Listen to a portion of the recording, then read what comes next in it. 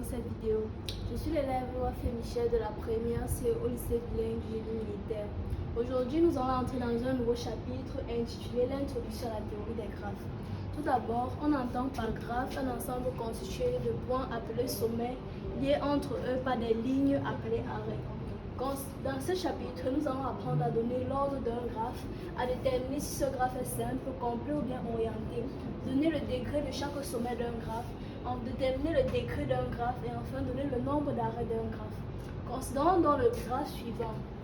L'ordre d'un graphe est tout simplement le nombre de sommets que contient ce graphe. Par exemple, nous avons 1, 2, 3, 4, 5, 6, 7, 8, 9. Ce graphe est donc d'ordre 9.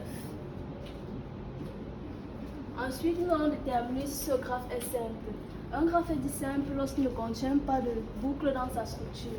Or, nous remarquons alors que dans ce graphe, au sommet 1, nous avons une boucle, donc ce graphe n'est pas simple. Déterminons ensuite si ce graphe est complet. On dit qu'un graphe est complet lorsque les sommets sont 2 à 2 adjacents. Or, nous constatons encore que du point I, le point I n'est pas adjacent car il est impossible de quitter du point I pour le point E sans passer par le point F. Nous avons aussi le point E. Il est impossible de quitter du point E pour le point D sans passer par ces différents points. Donc ce graphe n'est pas complet.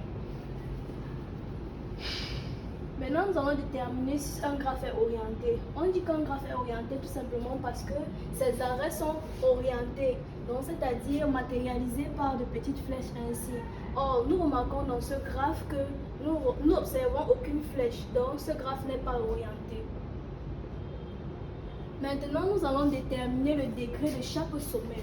Le degré de chaque sommet est tout simplement le nombre d'arrêts reliés à ce sommet.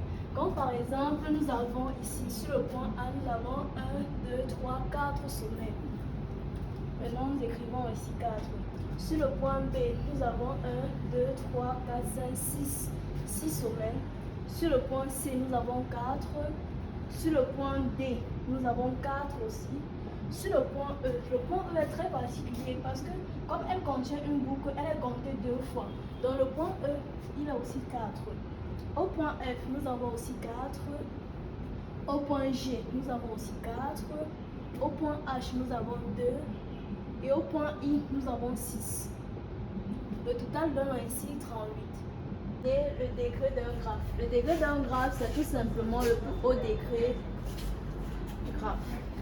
On va remarquer alors dans ce cas que le plus haut degré du graphe est 6. Donc le degré du graphe est donc 6. Le nombre d'arrêts, pour déterminer le nombre d'arrêts, cela est très simple. La somme des degrés est égale à 2 fois le nombre d'arrêts. On va encore tirer le nombre d'arrêts qui est égal à la somme des degrés sur 2. D'où n est égal à 38 sur 2 qui nous donne 19 arrêts.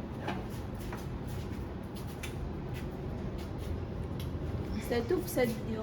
Merci de m'avoir suivi.